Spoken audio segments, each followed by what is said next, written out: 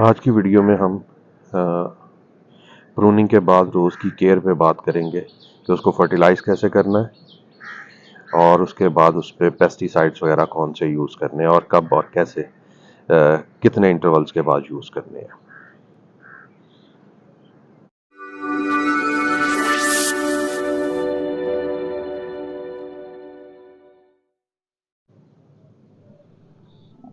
अस्सलाम वालेकुम। मैं उम्मीद करता हूँ आप लोग खैरियत से होंगे।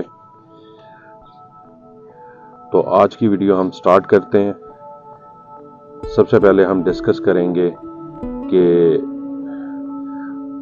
प्रूनिंग के बाद पेस्टिसाइड कौन सा यूज़ करना है और कैसे यूज़ करना है।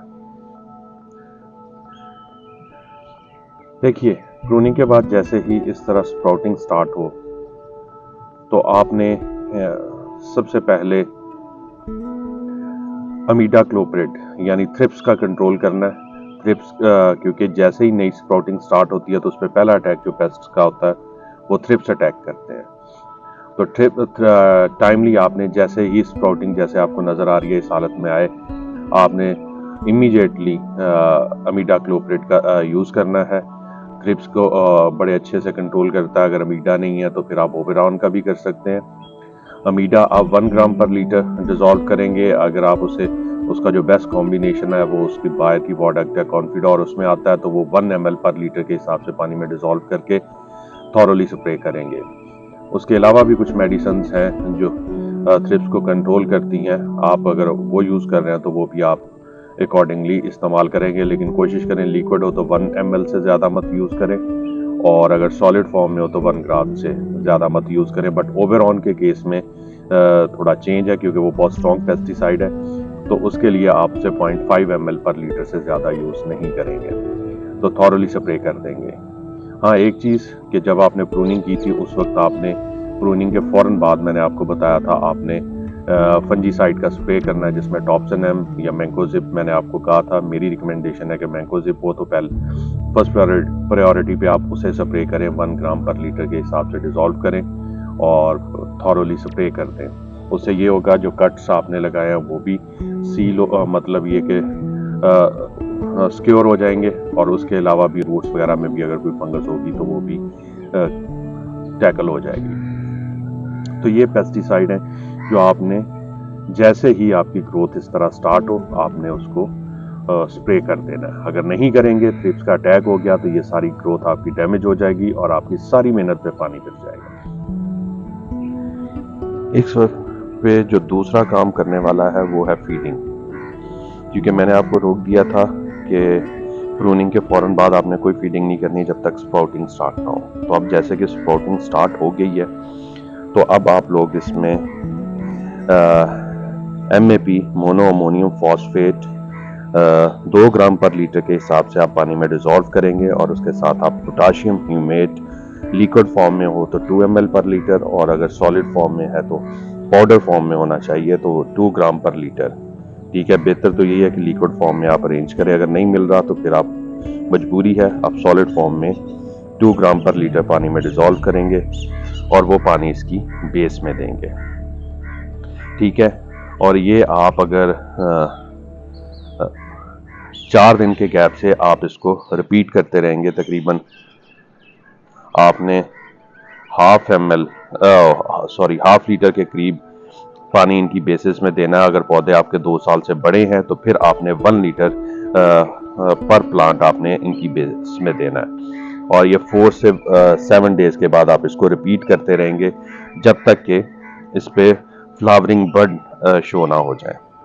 जब फ्लावरिंग बर्ड्स शो हो जाएंगी तो फिर आपने MAP बंद कर देना है। फिर आप ऐसी फर्टिलाइज़र यूज़ करेंगे जिसमें पोटाशियम की क्वांटिटी ज़्यादा हो, जैसे कि MKP है, मोनो पोटाशियम फॉस्फेट है जो 05234 है, जिसमें 52% फास्फोरस होता है और 34% पोटाशियम होता है और नाइट्रोजन 0 होती है, वो यूज़ करें।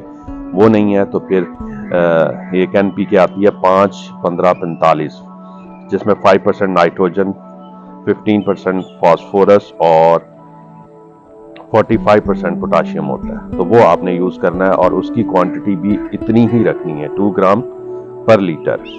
ठीक है।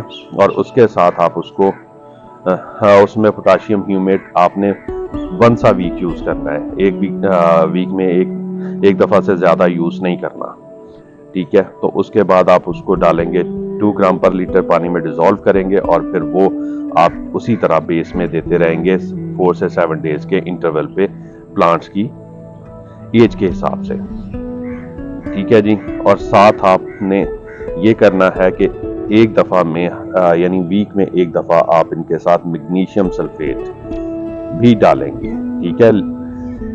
MAP के साथ नहीं, जब आप पोटाशियम रिच फर्टिलाइजर्स डाल रहे होंगे तो तब आपने 1 ग्राम पर लीटर के हिसाब से आपने मैग्नीशियम सल्फेट, जिसको एप्सम सॉल्ट कहते हैं, वो भी आपने पानी में डिसॉल्व करके साथ देना है।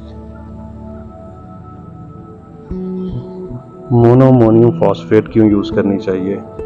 क्योंकि इसमें जो रेशियो है NPK की वो 12:61 है, यानी 12% नाइट्रोजन है, 61% फास्फोरस है। फास्फोरस रूट्स की ग्रोथ के लिए ज़रूरी है, और क्योंकि हमने प्रूनिंग कर दी है, लीव्स नहीं है, तो हमें ग्रीन ग्रोथ चाहिए, उसके लिए नाइट्रोजन चाहिए। तो हमने दोनों चीज़ें दे दी कि रूट्स भी ग्रो होना शुरू हों, स्टिमुलेट हों रूट्स।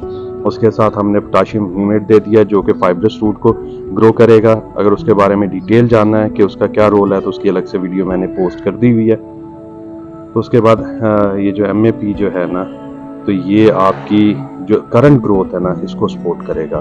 और जब फिर बर्ड्स आएंगी तो फिर हम फर्टिलाइज़र चेंज करेंगे। एक और चीज़, जब आप फर्टिलाइज कर रहे हो तो तब ये ध्यान रखिएगा, अगर मॉइस्ट है आपकी सॉइल तो फिर नहीं देना, ड्राई टॉप सरफेस के ड्राई होने का वेट करना, फिर आपने देना है फर्टिलाइज़र को।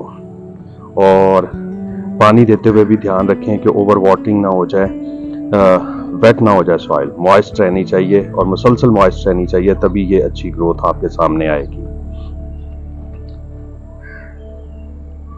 और फर्टिलाइज़र आपने तब देनी है जब सॉइल ड्राई हो जाए, तो देन आपने वो फर्टिलाइज़र वाला पानी यूज़ करना है।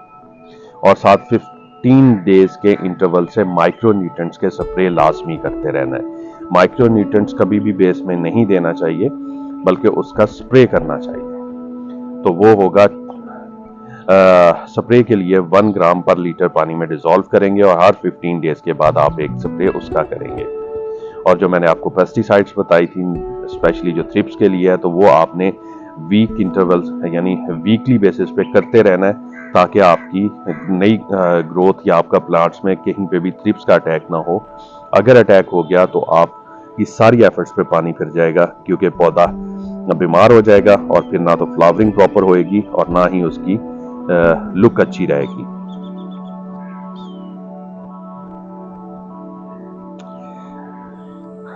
इसके बाद ये है कि जब मैं फर्टिलाइज़र चेंज करूंगा, मैं तब भी इंशाल्लाह कोशिश करूंगा कि वीडियो बना दूं आप लोगों के लिए, ठीक है। बहरहाल मैंने एक समराइज गाइड आपको कर दिया है।